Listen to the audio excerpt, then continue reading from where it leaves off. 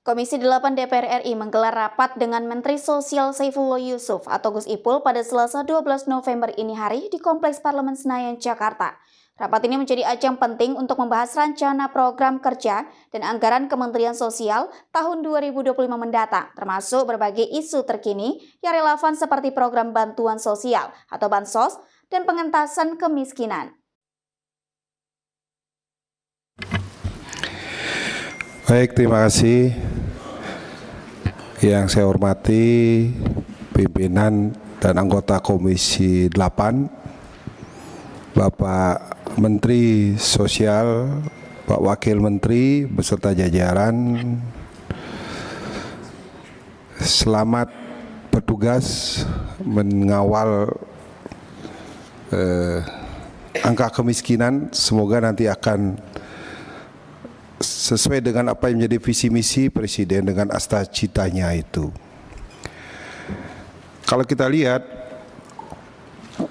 pengalaman dari Pak Menteri ini adalah kemarin jadi Wagub, kemudian jadi Bupati, di daerah pasti menjadi koordinator sebagai penanggulangan kemiskinan. Tentu sangat paham sekali terhadap masalah-masalah kemiskinan yang ada di daerah. Nah, memang dalam tahun anggaran di 2025, karena program yang dianggarkan itu adalah program yang sudah dibuat oleh kementerian sebelumnya, sehingga anggaran yang dibuat itu harus menjalankan sesuai dengan kesepakatan daripada waktu itu DPR bersama dengan kementerian maupun APBN tahun 2024 yang direncanakan di 2025.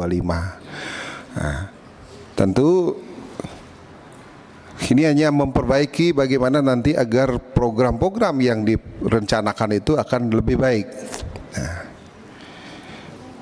Nah, terhadap program-program yang tentu kami akan memberi masukan, karena kami merasakan betul, kami dari PD Perjuangan, bagaimana jangan sampai program-program yang pada intinya untuk mengentaskan kemiskinan itu ini dipakai kepada unsur politik, apalagi sekarang pilkada.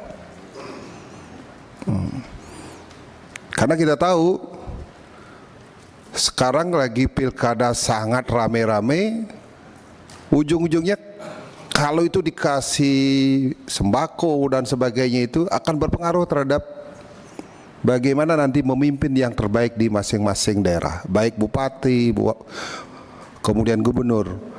Maka dari itu jangan sampai nanti hal ini yang menjadi terulang. Karena kita nanti akan memberikan warisan yang tidak bagus bagi demokrasi dan bagaimana kita akan mengentaskan kemiskinan itu. Itu yang pertama. Yang kedua, ini menjadi masalah klasik dan kebetulan kami cukup pengalaman dari DPRD Kabupaten, berapa periode DPR Provinsi sampai DPR RI juga berapa periode. Itu masalah data validasi tentang data kemiskinan itu.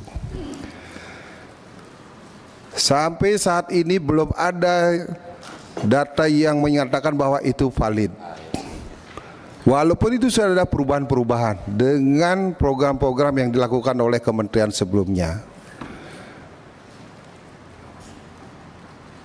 Kita lihat sekarang datanya banyak sekarang dihapus tentang orang-orang yang mendapat program PKH dan hanya bersifat sepihak karena itu keterbatasan anggaran, sehingga tidak melihat bahwa orang itu mendapat yang layak dan tidak.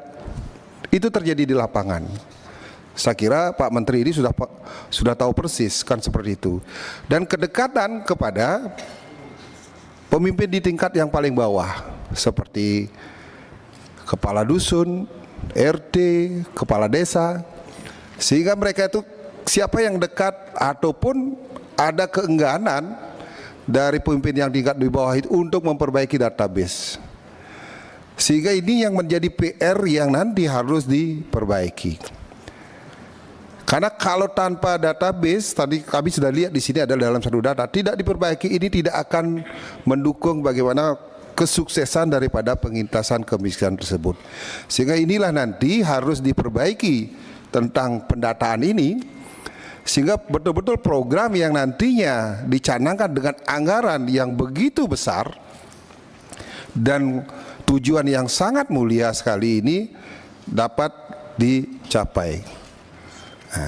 Dan kami belum melihat detailnya secara rinci, nanti mungkin akan dalam rapat-rapat berikutnya apa yang akan dilakukan. Waktu Bu Risma kemarin dia tuh ada terobosan, dulu datanya itu kan per periode 6 bulan, tapi itu 1 hari dengan sistem online bisa dirubah. Nah, itu sudah cukup bagus. Mungkin harus ada terobosan juga nanti Bapak Menteri untuk berserta jajaran untuk memperbaiki database tersebut, sehingga betul-betul nantinya program yang dicanangkan itu bisa tercapai. Yang kedua,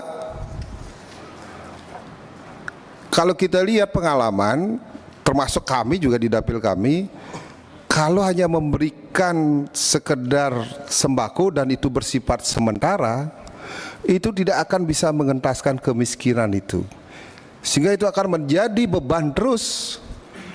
Dan tadi sudah disampaikan akan membuat mental mereka menjadi mental pengemis, mental yang minta-minta.